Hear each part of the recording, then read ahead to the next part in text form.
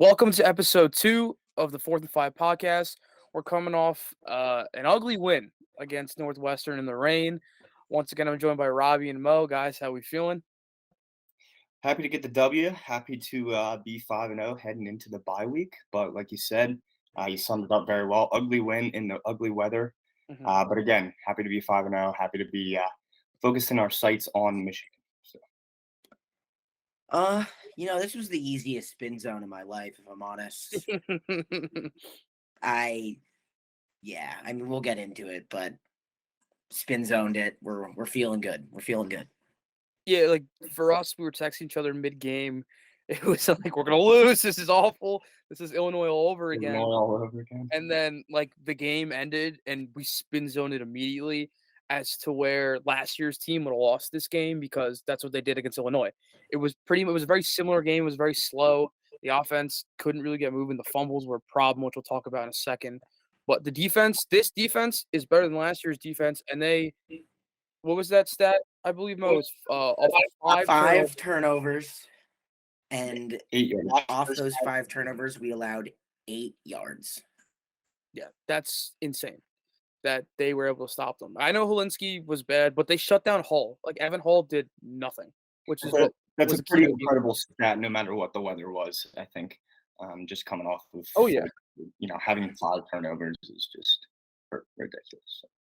Another stat to go off that is they had 28 run plays. 14 of those were stopped for no gain or a loss. So Our run 50% of their running plays were stopped for no gain or a loss. Like that's unreal. The D line was getting a lot of push. I mean, Chop was all over the field. Mhm. Hakeem Beeman was making plays too. He had those back to back, the third and fourth down, swatted those passes down when like stuff could have got ugly there. But all in all, great performance by the defense. You have to put your hats up. Yeah, I know Jake was all over the place too. Mustafer led the team with 8 total tackles, 4 solo tackles. I believe Jair Brown had a great game. Yeah, He he had also that had, I pick. think he accumulated 6 or so total tackles. I think he had Yeah, like 5 solo as well. So yeah, 5 he was solo. definitely covering a lot of area on the field Yeah, today. he's so good. We didn't really hear from Joey Porter Jr., but that's because they didn't throw the ball at him at all. I feel like That's what makes a great corner. That's what you yeah, like to see as a great corner is not Helinski getting was targets. woof. That guy's not very good. There were a couple times during the game where I thought to myself, if this wasn't Helinski throwing this football, then we might be in trouble. Just because there were certain times where there were wide open receivers and he just missed them by a couple yards, and I was just like, Mhm. okay, I'm pretty glad that Helinski is the one slinging the rock right now, or we might be giving up some chunks. But all in all, they held the ground, and I mean, I wasn't too worried at all during the game. They scored that touchdown, and I don't know why Abdul Carter was back in coverage. I guess they just forgot their assignment on that one. That was a breakdown. The guy's ankle's broken, and I felt terrible for him because you're an outside linebacker. You're not supposed to be covering a receiver out 20 yards. Yeah, that was Could be just ran a like young guy mistake, and just not knowing where you're supposed to be. I don't even think it was his fault. I think that I forget who the corner, the safety was in that play, but they crashed down, and he was going after Helinski Carter because I guess that was his I see. assignment, and he just had no idea because I don't think his assignment's to ever drop back and cover a guy on a wheel route. But yeah, there's no way. I think it was just busted. You can't read into that too much. The yeah, defense is on the field a ton. hmm They were. yeah, they really were, and I'm like they didn't get gassed. They looked really good. They forced 3 turnovers themselves. I know one was Helinski dropping the ball, but still, you got to attack and land on it, and they did. I I'm happy think Jair got an interception as well. That was nice to see. Finally picked one off and took it back It 30 yards as well. So was a good return. the defensive rotations we've been seeing throughout the season definitely paid dividends in this game to keeping our guys fresh. We have a lot of guys with game experience. That was helpful in a day like today where the offense couldn't stay on the field. We were turning the ball over. And I mean, we just had big time players making big time plays, period. I'm trying to see how many guys made tackles. Let's see, 1, 2, another guy that I wanted to point 19. out is I think 19 Nick guys. Tarver, 19. Wow. I was gonna say Nick Tarver actually was a little bit better this week. I thought I was watching he him a was. little bit, but he was a shining light. So. What happened to Smith Vilbert? Like, what's the deal there? The guy had like 3 sacks in the bowl game, and he hasn't played a snap. I thought he was going to be a guy, and he's on scout team. Is like he's active. I just don't get it. There's got to be a reason there that we are just not aware of or something. Because, I mean, you have such a strong end to the year, and then we just don't see it all. It's just a mystery. And didn't somebody ask Franklin about it, and he said he's just not available, and it was kind of just left at that. Yeah, I'd assume it's academics, but he's on scout, so I don't know how their academic policy works. Speaking of academics, Devin Ford left the team to focus on academics. I was not expecting that at all, and I think that hurts the offense quite a bit. I don't think it necessarily hurts the offense. He was RB4. Yeah, but he was the primary pass catching back as well. Yeah, I mean, he was. But the thing about that was he was the primary pass catching back. So when he was back there wasn't really the threat to run. Yeah, like now you're going to get these younger guys. You're going to get them pass catching experience, which is good. I don't think this is the end of Devin Ford. I mean, this guy's been with Penn State since 2019. Guy was a 4-star. I think that there's going to be some doors opening him to come help coach in that running back room. He had a lot of opportunity to transfer. He was big for the team, big for the culture of Penn State football. I don't think this is the last of Devin Ford. Yeah, it was just a shocker to me because I thought he ran the ball very well against Auburn, and I thought that he looked good when he did run the ball, and that was on that team where you're right. I was probably exaggerating a little bit saying he was a big loss, but it sucks because I thought he was a good player. No, I mean, he was the number 5 running back in his class. He was a 4-star, like a pretty high 4-star out of Virginia. I mean, was definitely part of the build. I mean, we thought when we landed Devin Ford, we thought he was going to be the guy right after Journey Brown, and it just never really panned out for him. But definitely going to miss him. He's back there on kickoff. Like you said, he caught some balls out of the backfield, but it's unfortunate. What's that, Rob? I said always hurts to lose a weapon. It does, always. I mean, now that we're talking about the offense, I thought we'll just keep going on the offense and the running backs. Outside of the fumbles, I thought everybody ran the ball really well. Singleton looked incredible until he fumbled twice and they yanked him. Kevon Lee looked all right, as he does. He's fine. He's our 3rd best back, and it's nice to see him get some carries. Katron Allen, outside of his fumble, also ran the ball really, really well. So that's really good to see that both those guys ran the ball well. And I'm chalking the fumbles up to being wet out and just being a monsoon. And I'm happy, like I said before, I'm happy that we got those out of the way. Like now, I think we were heading into this game a +8 turnover margin, and now I think we might be like +4 or something. But it's good to get +6. Okay. Yeah, so it's good to get that out of the way. Heading into the bye week, we can kind of sharpen those tools up and make sure that that's not happening when we go to Michigan. And again, it was raining, so you can chalk that up to as you may. But it's good to at least get that out of the way and kind of not been going into Michigan perfect in a way. Yeah, it does. I like seeing Franklin get animated too. One of my biggest problems with Franklin is always him standing there crossing his arms, not doing anything. And then after the fumbles, he's getting pumped up, he's getting animated, which I like to see. That's something I mean, obviously I don't want them to fumble ever, but I like seeing Franklin get fired up. I thought that was pretty good and pretty telling of how he feels about this team because there's been moments where there's a bad turnover, he just stands there, doesn't react, but he was going crazy on the sideline, and I enjoyed that out of our coach. Definitely. Good to see some pass. One thing that kind of baffled me, though, about the run game is obviously they yanked Singleton after 2 fumbles, but the Big Ten Freshman of the Week from last week, Katron Allen, didn't see a single carry until the second half? After after remember we were Katron texting- or after I think we said Kevon had a both fumble and Singleton had 2. Either we texted each other this or I said to somebody, I was like, "Where is Katron?" Or- Because we didn't see him at all. It made no and he you could say he has flashes and could be as good as Singleton, but he's a really good back, and I mean, obviously got to improve himself, and then he fumbled, but everybody fumbled. So you ran the ball 21 times. Those are all in the second half. That's crazy. Yeah, both him and Nick ran the ball 21 times. Katron had 86, Nick had 87. Mhm. Longs of I mean- 19 and 13, respectively. Yeah, It's I'm good gonna to take see over that the they broke up their carries and gave them each their, due carries. And Yeah, gave I them, guess- it's weird that we didn't see it from Katron at all in the first half, and his Yeah. entire work came in the second half. So it was just kind of like, what's going on? Like, I don't know how they're really planning to use this backfield because, I mean, that they both need touches, period. Yeah. And then how do you get Kevon in there? Like, who's the change of pace back? I don't know. Right. Like, who's going to be the third down back, too? Like, who has the biggest pass catching upside? I want to say it's Singleton. He's the most I explosive. agree. I also think it's Singleton. I think he's definitely by far and away the big playback, and then I think I'm steady on Katron being the every down.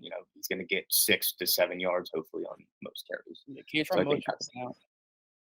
I mean, what they could do is kind of, I mean, I don't know if this is what you're just going to do. I know they have a plan in place, I'm sure, but they could do what the Packers do and kind of do an Aaron Jones, AJ Dillon situation where Jones, Singleton would be like the Jones-esque back.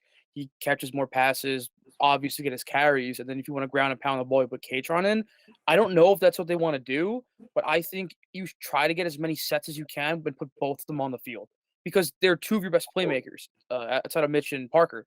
So I think that could be in play, but I don't know what this game plan is going to be for the Michigan game because we haven't talked about our boy Clifford yet.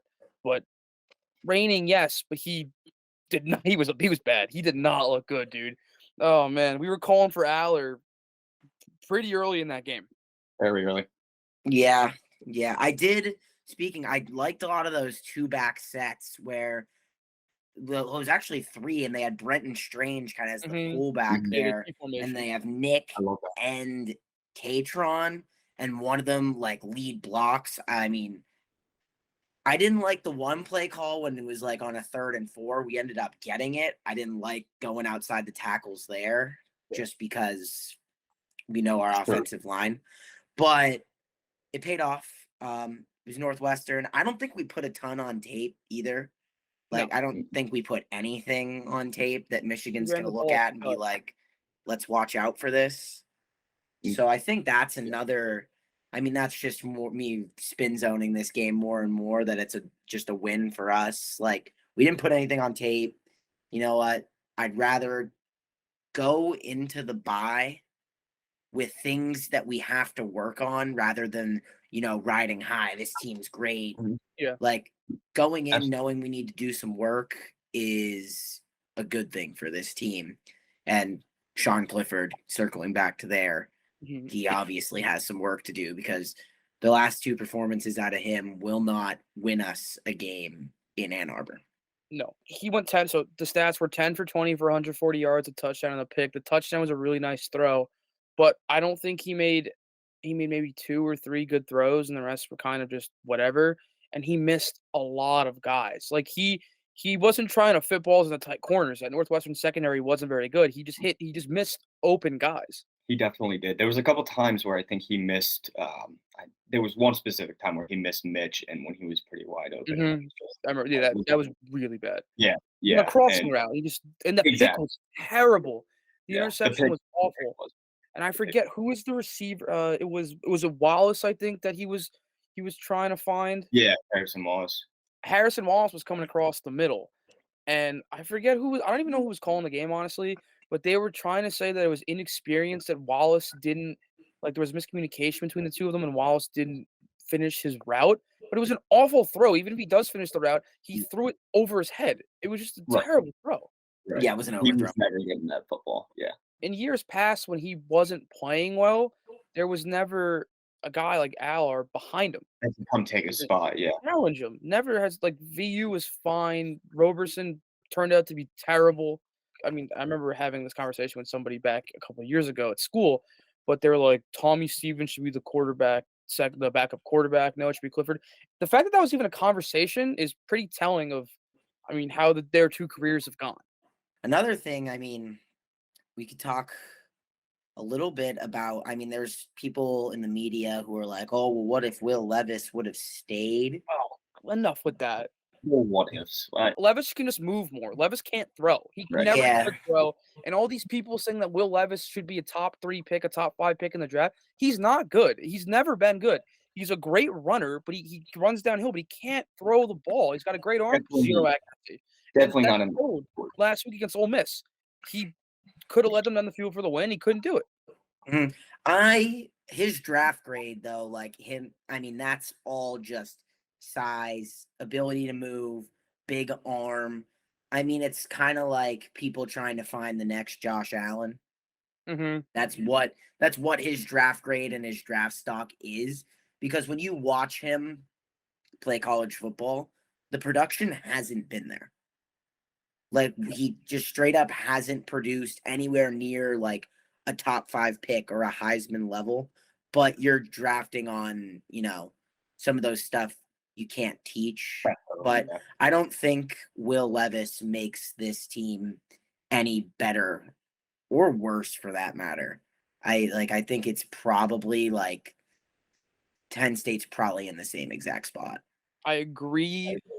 I think the offense is a completely different look where it's more of Levis running the ball if he were the starting quarterback, but it's not really working at Kentucky as well as they would like it to be. So I don't know how it would work here. And I know Yurchich likes to run these little shot plays, and Levis wouldn't be able to hit him. So No. Yeah, I was gonna say I do feel much more comfortable having Sean at quarterback than I would Will Levis. I agree. think. And Because Sean's season, I don't feel comfortable with Sean as the quarterback, but I feel more comfortable than I would if Will Levis was. And I would with Will Levis. Yeah, correct. Yeah. Yeah. It's gonna be a conundrum that we're gonna be stuck with all year, and then I guess this is kind of a good segue move into we can talk about Michigan. And you guys watch that whole game? I didn't watch the entire thing. I just saw Yeah, clips. you caught it though? But I was recovering during the noon games. Yeah. I Yeah. barely woke up for 3:30, so I didn't watch much. The clips I did see, it looked like Michigan moved the ball pretty well when they needed to, which is against a good Iowa defense. But how good is that Iowa defense? Like, who have they played? Can you say Iowa State's that good? Like, No. I don't think you can. Rutgers, no. South Dakota State, no. Mm-hmm. any of The number one scoring defense, like, whatever. And 27 points for this offense that was amazing and putting up 50. I'm not that impressed when I look at it through a scope. I mean, Blake Corum, I said this on the pod on Thursday. I said, if Michigan wants to, they'll give Blake Corum the ball 30 times. He'll run for 150, a touchdown, and they'll win the game by 2 scores. Exactly what happened. That's exactly what they did.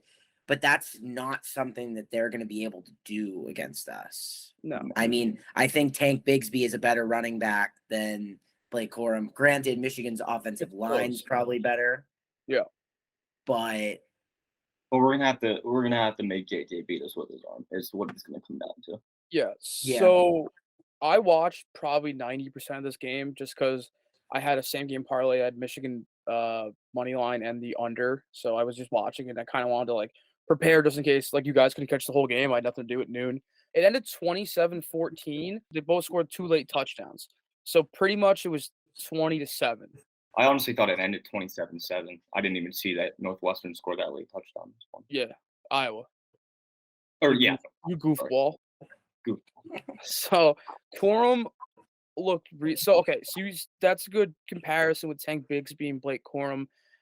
You could argue who's the better back, but Corum has a better line, and it's not really close because Michigan's line is really, really good.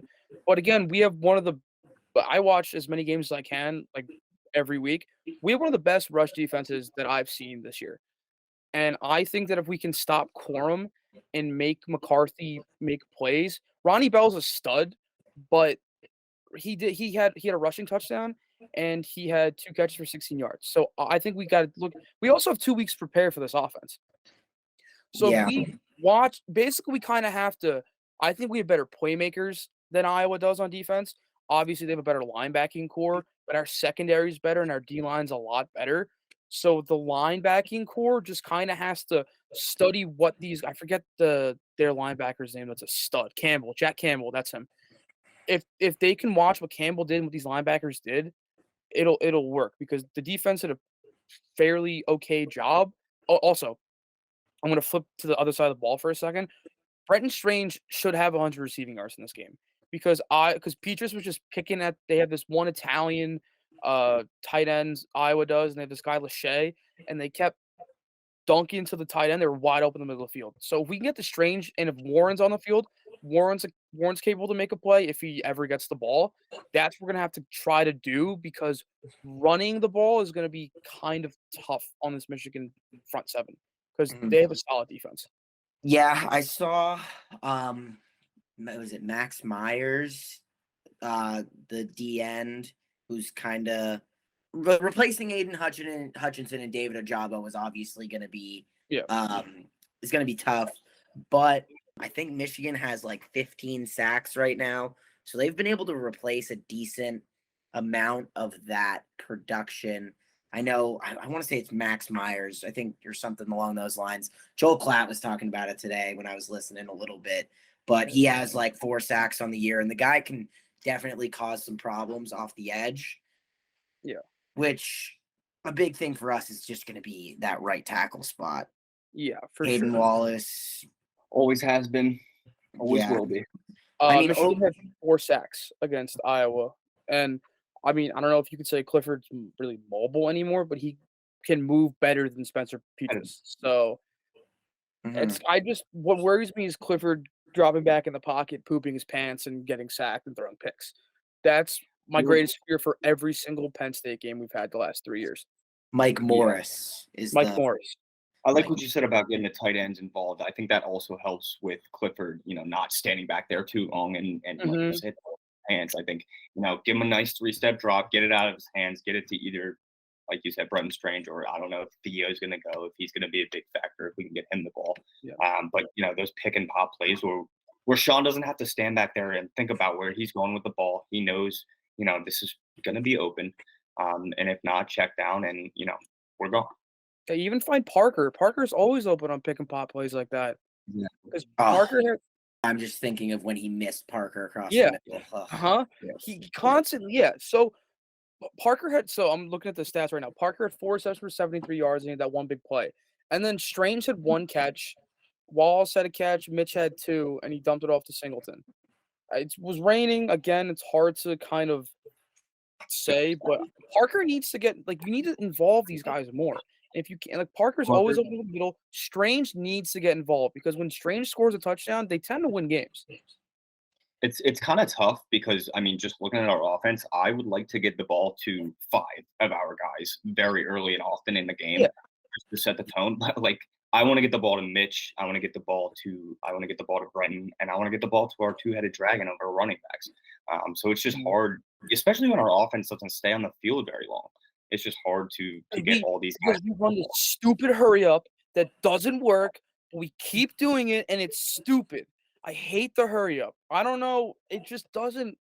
If it works, it's great. But in certain situations, it does work, and it is nice to be able to do it. But it doesn't have to be every possession. We can take our time and assess. We're not Oregon. It's not Chip Kelly. Exactly. Give Sean Clifford a quarterback. Slow it down. Yeah, I do like the hurry up at times. Let's go back to way back when the last drive of that Purdue game. We ran the hurry up there to perfection. Beautiful. That's necessary. Yeah. As necessary. Otherwise, we weren't going to win that game. But for us to be going, it's terrible. But for us to be going in hurry up almost every possession, like you said, when we have these running backs, when we have these good blocking and pass catching tight ends, that we can just control time of possession. I mean, if we keep our defense off the field and then let them come out fresh and let them make plays, there's no one that I think our defense can't go toe to toe with. Maybe 100%. Ohio State. I don't know. think even we'll talk about that in a few weeks, but I think the defense has a good shot to not stop them, but like play well. That's just so far away, but Yeah. We got to focus on Michigan, and then we'll go from there. Michigan's going to control the pace of play. That's what they like to do. They give it to Corum. They let McCarthy set everything up. They'll play with pace at times, but yeah, there's just no reason for us to run constantly. I want to control the game because what we do is I want to say it the way that we try to run it, push the pace of play. We're not like getting creative on the offensive side of the ball. We're not running crazy route patterns or dumping. Like it's not crazy. Yeah, there's no like motion. It's just very vanilla. Obviously, it's a better offensive play calling than Iowa or Wisconsin, but you don't need to just simplify it. And we're kind of beating a dead horse here because it's not going to change. It won't. No. Yeah. It is a little tough to judge off of this past week because I think our game plan did have to shrink a little bit just because of the weather and the competition, obviously. But because we could run the ball and we could do the things that we wanted to, well, we should have been able to. Our game plan will definitely expand for Michigan, and I would like to see us get a little bit more creative, but we'll see. I mean, the game plan for Michigan, if you want to go back a year, the game plan for Michigan should be the game plan for us when we played Auburn last year at Whiteout. Obviously, Sean played the best game of his life, but going back to, I mean, the tight ends were had their hands all over that game. Strange, like you said, Dave, like he should have 100 yards. Strange, I'm pretty sure had like 8 catches for 90 and a touchdown. I'm pretty sure Theo had a touchdown last year against Auburn. Like that's the kind of game plan we need to get to, but we also have a better run game, so we can actually control clock. The lines, it opened up 5.5, which I didn't even know it came out. They're giving us a really, really good shot. I mean, 5.5 points. That's saying that neutral site, they're saying this is a field goal game in Michigan's favor. You definitely got to give them the points at the big house, but I don't know. I mean, I'm kind of curious to see how they play against Indiana. I think they're gonna demolish Indiana because they're not a good team. But, it's also a look ahead. I mean, 100% looking at them. You don't know how any teams are going to respond. I mean, Blake Corum came out for them a couple weeks ago and was like, I don't know how good this team is. We haven't handled adversity. Yeah. I love that we get 2 weeks. It's so huge for us. Is James Franklin good off a bye, though? Like, can we get some next level analytics there? Like, he's probably not. There's no way that he is. He's surely not good off a loss. So I'm trying to look up the past couple of Michigan matchups. We don't win in Ann Arbor ever. No. We got blown out in Ann Arbor in 2016. We beat them in the COVID year, but that was a terrible Michigan team. I forgot about that, but I don't count that. Last time we played them 42-7. Last the real game at the big house. Was that 2016? 2018. Oh. We were coming off, I think, the Ohio State loss. We were coming off a loss, and they got pumped. So James Franklin at Penn State off of a bye. I mean, this is only up to 2019, but he was 3-5. Oh my God. So 2014, we had a bye before Michigan. We lost 18-13. 2014, then we had another bye. Lost to Ohio State. 2015, bye before Michigan, lost. 2016, we had a bye, and that was the kick. So that we won that for Ohio State. 2017 was, the bye when Michigan came and the first play of the game was direct snap Saquon. That was off a bye? Yeah, that was off a bye, and we fucking murdered them. Yeah, we crushed them. That was a great That was game. 2017. Was that the Mo Bamba game where they couldn't get the snap off? No, that was 2 years after, I think. No, that was 2019. That was Yeah, 2019. it was Oh, 2019. okay. Because against Michigan, I that was was gonna say that was Shea we Patterson. were undefeated when we played Michigan that year. Yeah, we were the Yeah. number 2 team in the country. Yeah. Yeah. And they were like 19 or something. Yep. Yeah. And So we against just Michigan, Franklin's 3-5, and against top 10 teams, he's 2-13. yeah, but that includes Vandy, doesn't it? It might, but I think even there, he's still 2-11 with us, or 2-10 or something. Yeah. 2019, we were off a bye going to Minnesota. Oh God, that was off a bye. Yeah. That's the same. That's oh man. Oh no. All right. All right, It's let's stop different. looking in the past It's- and let's talk about how this is a different team. I wouldn't say we're in uncharted territory, but I don't remember I remember the last time we were undefeated going into a big road game. It was 2017 when we blew the lead to Ohio State. Yeah. That was probably the last time we're in the same situation as we are right now. Because that was Because at I the was shoe. drunk. Yeah. That We was were up 21-3 Yeah. eventually, and then We were up 14 or 13 or 14 going to the fourth quarter. 14-0. It was JT Barrett, and I forgot who they were wearing those ugly gray jerseys. That's literally my nightmare, that game. I kind of like. I mean, again, we say it's a different team, but I like the position that we're in. Coming off the bye, I think is good for us because we have 2 weeks to prepare, and Michigan they feel like one of those teams where everybody thinks they're so good, but I don't think they're the 4th best team in the country. They should be sitting like 6, 7. Like They we're should gonna be be sitting very similar to us. Yeah, I mean, like I agree. Gorham said himself, they haven't been tested yet. They Yeah. played 3 cupcake teams, and then they A bad Iowa team Yeah, exactly. because They didn't look super impressive against a bad Iowa team either. Yeah. It was 27-14, and with 2 late touchdowns, could have easily been 20-7. So that was And in honestly, place. I feel like there's more pressure on them than there is us because we came to this season unranked. No one knew how good Penn State was going to be. Everyone kind of were like, they'll win 7 games, they'll whatever. And then this is a Michigan team that got blown out in the playoff last year. So there's a lot of eyes on them to see if they can do it again. Mhm. And we could just maybe we'll be the darlings like we were in 2016. I don't know. But I think this team, you could say this, I guess they are pretty similar to that 2016 team. Young. Very Yeah. young. They got- The I guess only problem is our compared. old-ass quarterback. Was that Trace's first year as starter, 2016? I think so. Who was the starter in 2015? Hack? I think it was Hack, yeah. I think we went Hack right into Trace. I don't like how Hack and Clifford wear the same number. It really makes me sick because I just think of how bad Hack was in the NFL. Yeah. 14. Christian Hackenberg was supposed to be the savior of Penn State football. Isn't Now we that- have Drew Aller, who's the savior of Penn State football. I will that Yeah, it was Hack in 2015. that Hackenberg throw to Allen Robinson to beat that ranked That Michigan was team was probably That was- that's one of my top 5 Penn State moments. Oh, yeah, I mean, 100%. everyone says, "Oh, the block kick." I mean, the block kick really put us back on the map, but Yeah. that catch was like the revolution.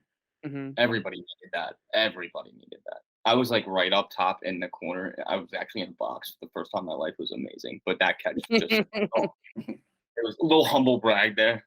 That was a whiteout, right? Yeah, Yeah. it was incredible. It was what was it, 4 OTs. That was Clifford to Mitch, just like that to end the game. That's how we're gonna win. Clifford I like to Mitch. Speaking of A-Rob, is he doing anything right now? I have not seen. I think Cooper Cup is 12 catches. Matt Stafford just only throws the Cooper Cup, but Yeah, isn't- constantly. this isn't an NFL podcast. But I guess we'll get I want to just, bye week, some bye week blues, touch on some other Big Ten stuff going around. Yeah. Obviously, everyone saw the news. Kind of wild that Paul Christ's out at Wisco. That's one we definitely didn't see coming. I know they started 2-3, and I mean they haven't really been bad for probably the last 20 years. This is a They're- bad Wisconsin team.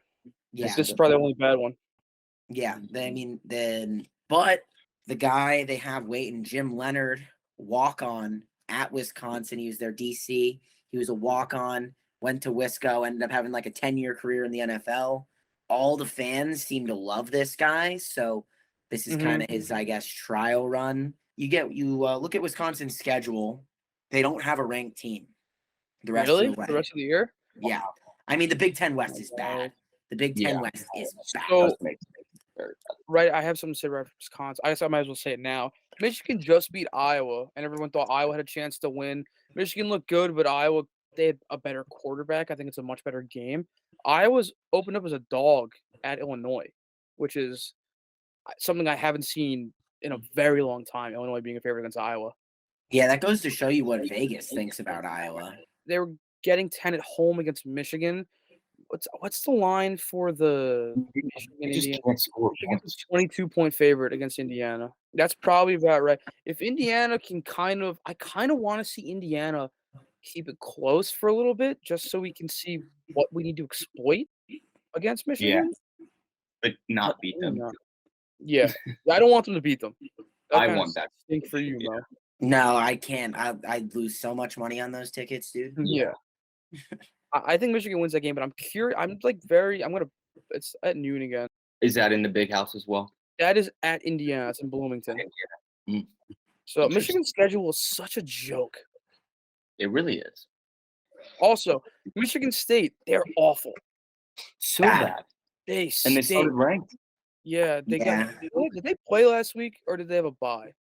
No, they lost to Maryland. Yeah. That's right. Oh my God, they scored 13 points. That's brutal. And then Minnesota, I'm kind of upset Minnesota lost to Purdue because I wanted that to be like a top 15 matchup and I wanted to beat Minnesota ourselves. But maybe it's good because I'm a little less worried about Minnesota than I was previously.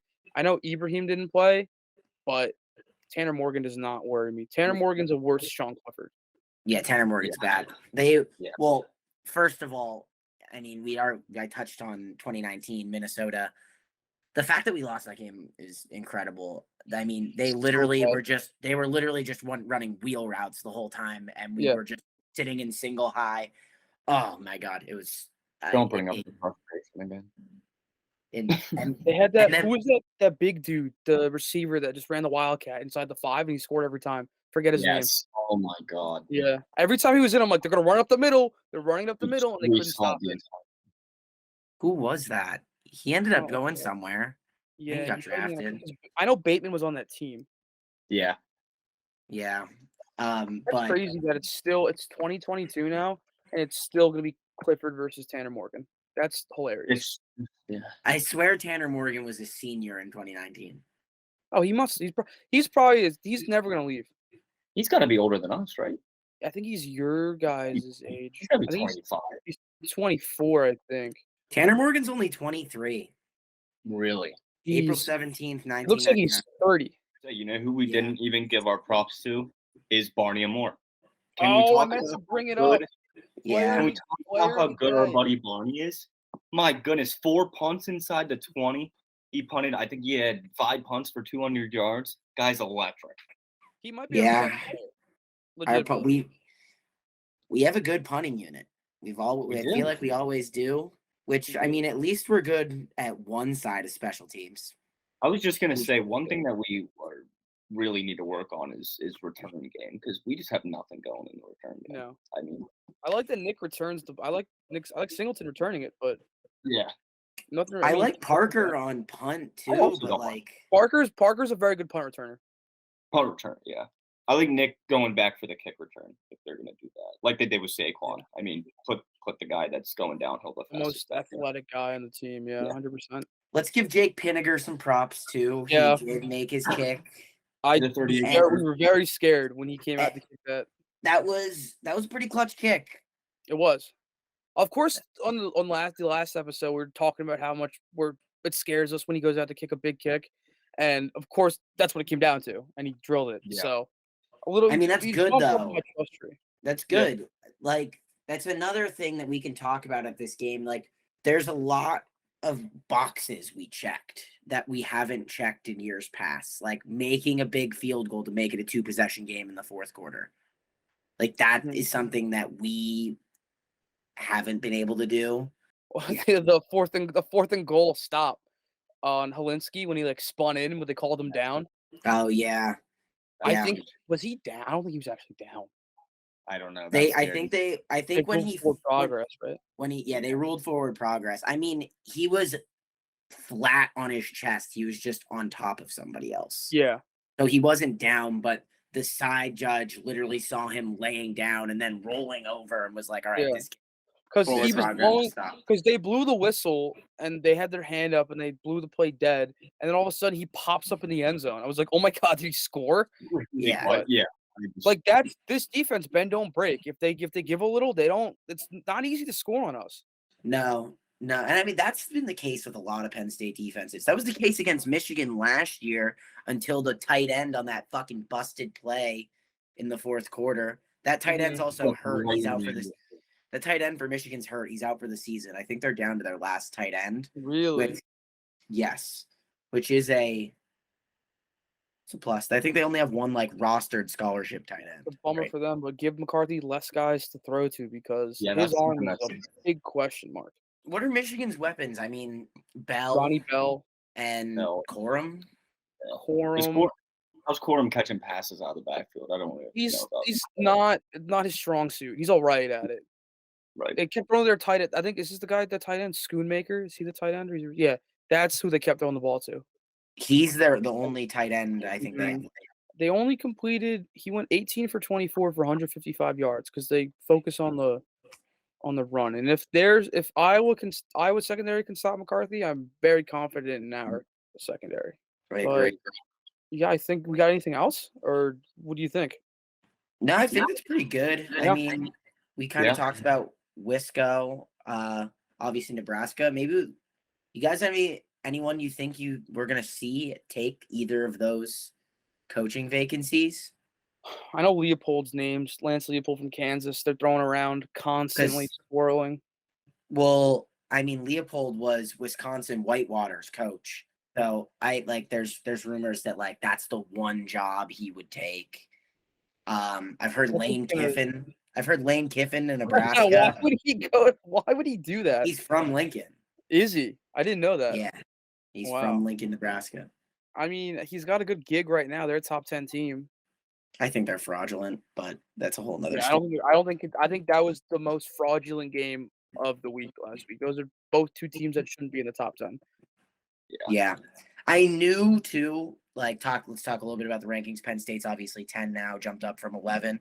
I knew as soon as Ole Miss won that game, Penn State was only going to 10, even though there was other stuff, and Ole Miss was going to jump them, which is Penn State's resume is, I mean, wasn't a great Auburn team, but that Auburn team gave LSU all they could handle. And LSU's ranked now. They jumped to 25. So and we beat them in Auburn, which isn't it. That's a tough thing to do, regardless of how. Yeah, that was in Auburn too. I mean, LSU played. We've been battle tested twice now with two hard. Not that they were necessarily really tough teams, but going to Purdue and going to Auburn is two tough environments. So I think it's nice to know that we've been at least battle tested on the road a little bit. And you could even say this Northwestern game was a battle test because it was a crappy game where they showed that they're not the Penn State teams of years past. By years past, I mean last year. I think we let Sean off the hook a little bit. I think we could have ripped into him a little bit more. Yeah, we were a little bit nice to him, but I'll just wrap it up. Honestly, it was tough for me to kind of rip into him. It was porn and everything. Yeah, it's just tough. He was 10 of 10. He did miss a lot of open guys, and there were a lot of times where I was just like, I knew Drew. I texted you guys. Drew would have made that throw, but any throw he missed that Clifford misses, it's not quite close. Yeah, that's our show. Episode 2 is in the books. We're gonna have a show sometime midweek, Friday, Thursday. I don't know when we'll drop it. Whenever we can, we'll just break down what we think to look out for going to the Michigan game. We'll talk a little about Michigan, Indiana. But yeah, that's our show. Thanks for listening. At 4th and 5 Pod on Twitter, TikTok, pretty much anywhere, YouTube. Thanks for listening, and we are Go State.